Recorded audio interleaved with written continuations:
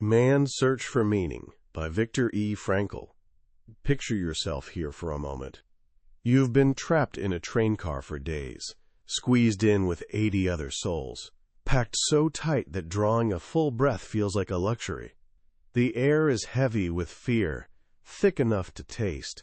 4 days now, you've been clinging to a fragile hope, whispering to yourself that maybe, just maybe, you're headed to a factory, some kind of work camp, anywhere but the place everyone's too terrified to name out loud. Then the train begins to slow. Through the grime-streaked window, a sign slides into view. Just one word: Auschwitz. Every heart in that car stops beating. That name means only one thing to everyone: gas chambers, crematoriums, death on an industrial scale. They push you off the train, shouting, forcing you into 2 lines. Men here, women there. There's an SS officer standing casually, almost bored, and he's pointing with a single finger, right or left. Nobody understands what this finger game really means, but a rumor ripples through the line like electricity. Right means you can work. Left, well, that's for anyone who looks sick or weak. The man with the pointing finger, the one playing God with a casual gesture, is Dr. Josef Mengele. And standing before him, trying desperately to look sharp and capable, is a young psychiatrist named Viktor Frankl. Mengele pauses, rests his hands on Frankl's shoulders, and slowly, almost thoughtfully, turns him to the right. Later, Frankl discovers that 90% of his transport went left. Within hours they were gone. His friend, his colleagues vanished. When he asked a veteran prisoner where they were, the man just pointed at a chimney belching flame into the gray Polish sky. "That's where your friend is," he said flatly, "floating up to heaven. This is where our journey begins today." Not with some philosopher pondering life from a cozy armchair, but with a man standing at the absolute bottom of human suffering. The book we're diving into, Man's Search for Meaning, was born in that hell. It sold over 12 million copies worldwide and been called one of the 10 most influential books in America. Its author, Viktor Frankl, was a brilliant psychiatrist before the war. Someone who chose to stay in Vienna with his elderly parents even though he had a visa to escape to America. He paid dearly for that choice, losing his parents, his brother, and his pregnant wife in the camps. And yet somehow, the book he wrote isn't drowning in despair. It's actually one of the most powerful testaments to hope ever put on paper. It tackles a question that haunts all of us at some point. How do you find meaning when everything's been stripped away? How do you say yes to life when you're facing suffering that seems impossible to bear? Stay with me here, because by the time we're done, you'll understand the one freedom that absolutely nobody can take from you, no matter what. You'll discover the secret that allowed people to walk into gas chambers with dignity intact, and you'll learn how to apply that same insight to find unshakable meaning in your own life, right where you are. The moment Viktor Frankl stepped into Auschwitz, they started the process of erasing him. Every possession was confiscated. His head was shaved clean, every hair on his body removed. His name was replaced with a number, 119-104, burned into his skin with ink. But the loss that cut deepest for him was a manuscript tucked in his coat pocket.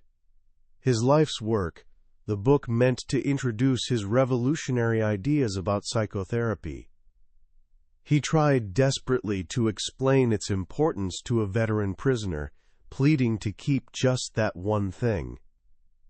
The man's face twisted into something between pity and mockery, and he roared a single word that shattered Frankl's last connection to who he used to be: "Shit!" In that instant, Frankl said, "I struck out my whole former life." The first psychological phase had kicked in: shock. Here's something strange about the human mind. Frankl noticed that when facing absolute horror, many prisoners experienced what he called a, quote, a delusion of reprieve. They'd see other prisoners who looked reasonably healthy and convince themselves things couldn't be that bad. They couldn't grasp the reality yet. That first night, being herded into showers, some actually felt relief when real water came out.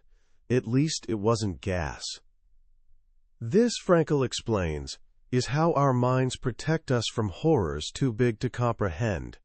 You watch your own suffering like you're observing a film, detached, oddly curious. But shock couldn't last forever. As days melted into weeks, it gave way to the second phase, apathy, a kind of emotional death. This wasn't laziness or giving up. It was survival armor. Imagine standing in freezing cold for roll call. You hear screaming. Some poor soul gets knocked down, dragged up, knocked down again, just for trying to reach sickbay at the wrong time. The first time you witness this, you're horrified, you look away.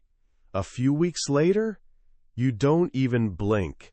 You watch, completely unmoved, as prisoners swarm a still warm corpse to steal his potato scraps or worn-out shoes. The daily beatings, the crushing injustice, the constant shadow of death, it all becomes numbingly normal. Disgust, pity, horror, these are luxuries you simply can't afford anymore.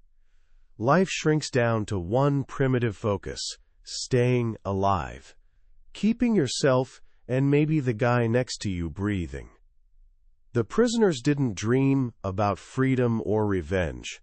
They dreamed about bread, cake, warm baths. Their whispered conversations in the frozen trenches were about favorite recipes and meals they'd cook when they finally got home. Frankl remembers one night hearing a prisoner groaning through a nightmare. He reached out to wake him, then froze with a terrible realization. Whatever nightmare he was having couldn't possibly be as bad as the reality he'd wake up to. This is where most survival stories would end, humans reduced to their most basic animal instincts. But this is where Frankl's story actually takes off. Because what he discovered, in himself and others, was that even in this degradation, something else was possible. A deeper, richer inner life could actually flourish. He writes that sensitive people, those accustomed to intellectual and spiritual pursuits, often suffered more physically, but the damage to their inner selves was actually less. They could retreat from the horror around them into a world of inner richness and spiritual freedom. How did they manage this? Frankl identified 3 powerful sources of meaning that became lifelines in the darkness. The first was love. One morning, stumbling through darkness and icy wind on a brutal march to the worksite, someone next to him whispered, "If our wives could see us now." That single thought sparked an image of Frankl's own wife in his mind. He saw her with startling clarity, her smile, the encouraging look in her eyes. He began having a silent conversation with her, and suddenly a profound truth hit him.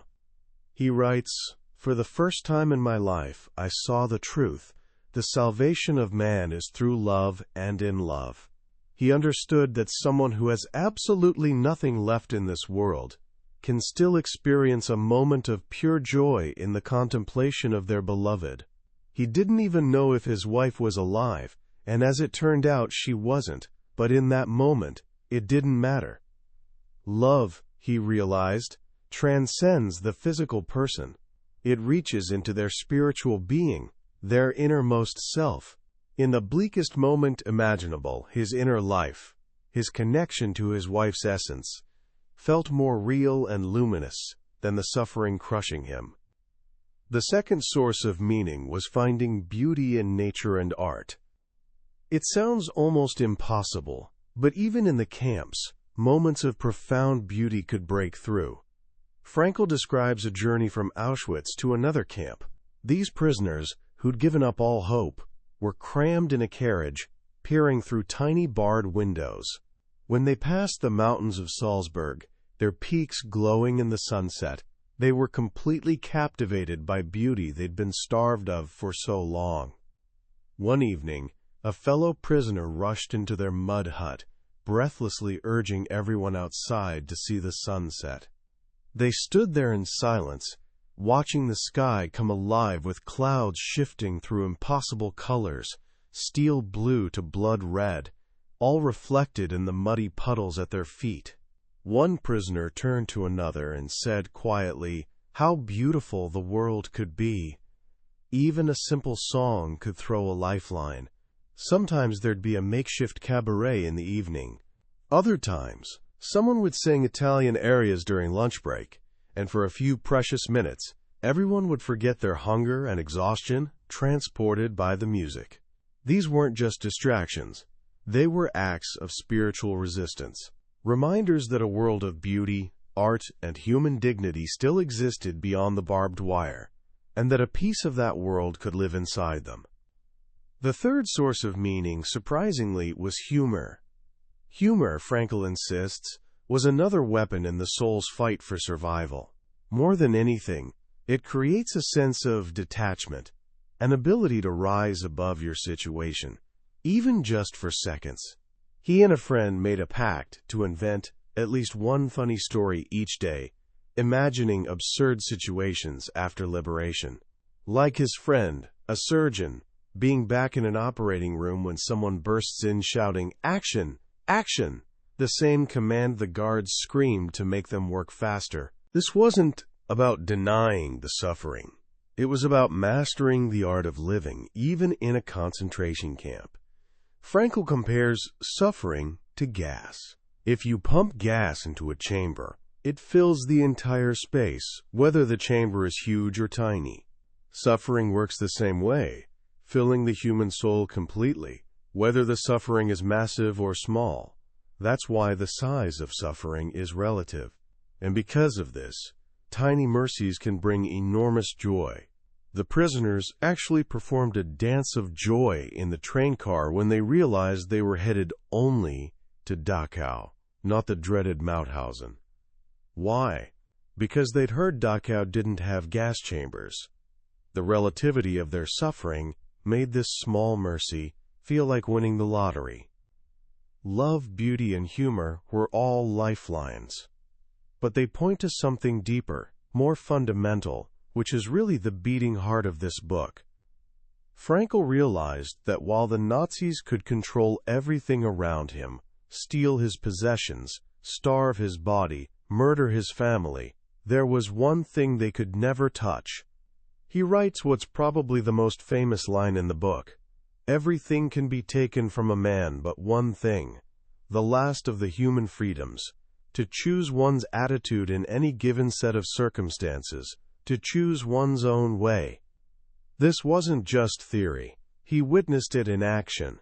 He remembers men who walked through the huts comforting others, giving away their last piece of bread. They were rare, sure, but they were living proof that you could resist apathy and push back irritability. They proved that a human being can hold on to spiritual freedom and independence of mind, even under crushing physical and psychological stress. Every single day, every hour offered a choice, a decision about whether you'd submit to the forces trying to rob you of your inner self. Would you become just another typical inmate, shaped entirely by circumstance, or would you somehow retain your human dignity? The kind of person a prisoner became, Frankl concluded, was the result of inner decisions, not just what the camp did to them. This profound insight became the foundation for the psychotherapy approach he'd later create, logotherapy.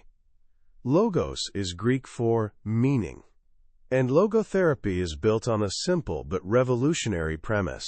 The primary driving force in humans isn't chasing pleasure like Freud thought or grabbing power as Adler taught. It's the pursuit of meaning. Our deepest need is what Frankl calls a will to meaning. In the camps, this was literally life or death. A prisoner who lost faith in the future was doomed. Once they couldn't see a goal anymore, a why for their existence, they'd decline mentally and physically, fast. Frankl tells this haunting story about a block warden, a famous composer, who confided about a dream he'd had. A voice told him the war would be over for him on March 30th. He was filled with hope. But as the date approached, the war news looked terrible. On March 29th, he got sick with high fever. On March 30th, he became delirious. March 31st, he was dead. His loss of hope, that crushing disappointment, lowered his body's resistance to a latent typhus infection, and it killed him. This story perfectly captures the book's central wisdom, a quote from philosopher Nietzsche that Frankl keeps returning to. "He who has a why to live for can bear with almost any how." The crucial task for anyone, whether trapped in a concentration camp or comfortable in modern life, is finding their why. This led Frankl to a fundamental perspective shift. We're so used to asking, "What can I expect from life?" We feel like life owes us happiness, success, comfort. But Frankl says we've got the question completely backward. We need to stop asking about the meaning of life, and instead see ourselves as the ones being questioned by life. Constantly, daily, hourly, life is asking us what we're going to do. Our answer can't be found in thinking and meditating. It has to be in right action and right conduct. So how do we answer? Where do we find this meaning life is demanding from us? Frankl outlines 3 primary paths. First, by creating something or doing something meaningful. This is the most straightforward. Finding meaning through achievement, building something, creating art, contributing through your work. Frankl himself found his why in his burning desire to reconstruct that lost manuscript. Second, by experiencing something, or truly encountering someone. This is the path of love, beauty, and truth. Meaning can be found appreciating that sunset the prisoners watched, or loving another person in their absolute uniqueness. Love, Frankl says, is the only way to truly grasp another person's innermost core. But the third path is the most profound and most relevant to his experience. We can find meaning in the attitude we take toward unavoidable suffering.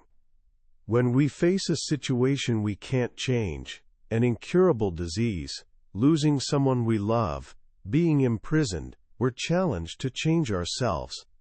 Suffering itself is meaningless, but we give it meaning by how we respond to it. We can remain brave, dignified, unselfish. Or in the desperate fight for survival, we can forget our humanity and become no better than animals. In that choice lies our ultimate freedom. Frankl tells this beautiful story from his practice after the war. An elderly doctor came to him severely depressed 2 years after his wife died. Frankl didn't offer platitudes. Instead, he asked a question. "What would have happened, doctor, if you had died first, and your wife had to survive you?" The doctor replied, "Oh, for her this would have been terrible, how she would have suffered." Frankl gently said, "You see, doctor, such suffering has been spared her, and it is you who have spared her this suffering, at the price that now you have to survive and mourn her." The doctor said nothing, shook Frankl's hand, and quietly left. His suffering hadn't disappeared, but his attitude toward it had transformed completely. It now had meaning. It was a sacrifice for the person he loved. As Frankl writes, suffering ceases to be suffering at the moment it finds a meaning. This journey through the 3 phases of camp life, shock, apathy, and eventually rediscovering an inner life, reaches its conclusion in the 3rd and final stage, the psychology after liberation. You'd think the moment of freedom would be pure, explosive joy. It wasn't. When the camp gates finally opened, prisoners walked out timidly. They saw meadows full of flowers, but felt nothing about them. Frankl says they'd, quote, literally lost the ability to feel pleased, and had to relearn it slowly. He calls this depersonalization. For years they'd dreamed of freedom, but now that it was real, they couldn't grasp it. It felt like a dream they'd soon be jolted from by a whistle blast. As feeling slowly crept back, it brought two new dangers threatening the character of liberated prisoners. First was bitterness. Returning home, they were often met with empty phrases, "We didn't know about it," or "We suffered too." This superficiality was infuriating. The second danger was disillusionment, not caused by other people, but by fate itself. Someone who thought they'd reached the absolute limit of suffering discovered that suffering has no limits. For years they'd held on to the image of a loved one waiting for them. That image gave them the courage to endure. But what happened when they got home and found that person no longer existed? Woe to anyone whose dream day turned out so different from what they'd longed for. And yet, for those who made it through this final trial, there came a crowning experience. The wonderful feeling that after everything they'd suffered, there was nothing left to fear anymore, except God. They'd walked through the deepest hell and emerged on the other side. They were, finally and truly, free. It's hard to talk about a book like Man's Search for Meaning without feeling a little humbled. It's more than just a book. It's a testament to what the human spirit can actually endure and transcend. In today's world, so obsessed with pursuing happiness and avoiding discomfort at all costs, Viktor Frankl's message feels more radical and necessary than ever. He teaches us that meaning isn't found in a life without suffering.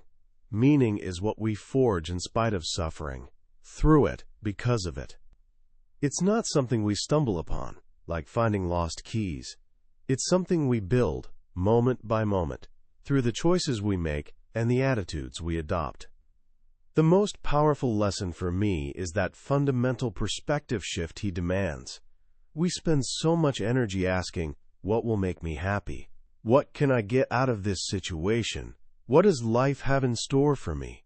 Frankl completely flips that. He says the question isn't what we expect from life, but what life expects from us. Think about that for a second. It reframes every single challenge. That difficult class isn't just an obstacle to suffer through. It's life asking you, can you be disciplined? Can you push yourself to learn? A conflict with a friend isn't just a problem. It's life asking, can you be compassionate? Can you forgive? Even a moment of unavoidable frustration, like being stuck in traffic, isn't just annoying. It's life asking, can you be patient? Frankl's wisdom isn't just for the grand, tragic moments. It's for the everyday grind. And that's where we can start practicing it. Here are a few simple ways to bring his lessons into your life, starting right now. First, practice the reframe. Next time you face some small, unavoidable frustration, a canceled plan, a long line, a computer crash, catch yourself before you spiral into anger. Take a breath and ask that Franklian question. What is this situation asking of me right now? Maybe it's asking for patience, maybe creativity to find a different solution. By choosing your attitude, you reclaim your power. You turn a moment of suffering into a moment of strength. Second, identify your why. What actually gives your life meaning? Frankl showed that having a future goal is essential for psychological survival. Take 5 minutes and write down 1 to 3 things that serve as your why. Is it a person you love and feel responsible for? A creative project you're passionate about finishing? A value, like kindness or justice, that you want to bring into the world? This isn't about having your whole life figured out. It's about having an anchor.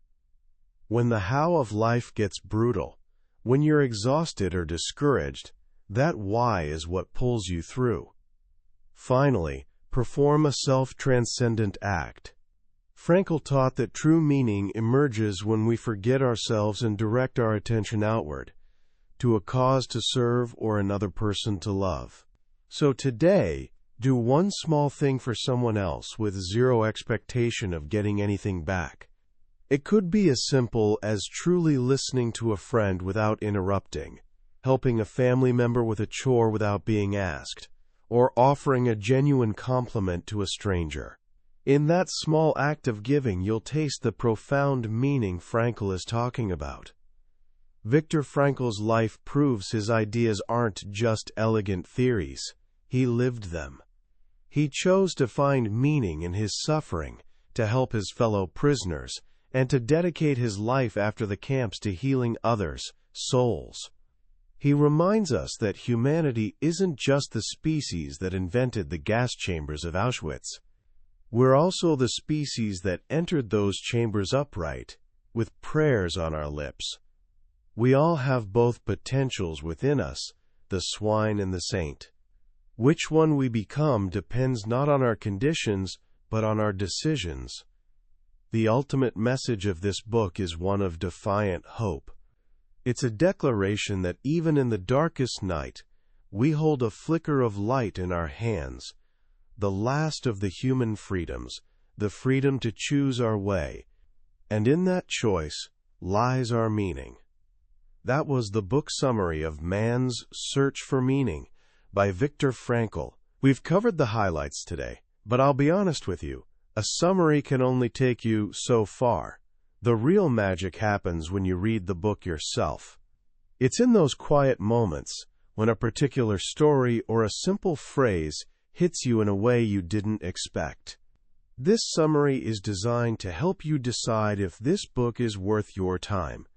If anything we've talked about today has resonated with you, grab a copy, because reading it isn't just learning, it's an experience that can genuinely change how you see yourself and your daily life. Also, if you found this summary valuable, please subscribe to the channel so you don't miss our next journey into another life-changing book in Billionaire's Bookshelf. Let's keep growing.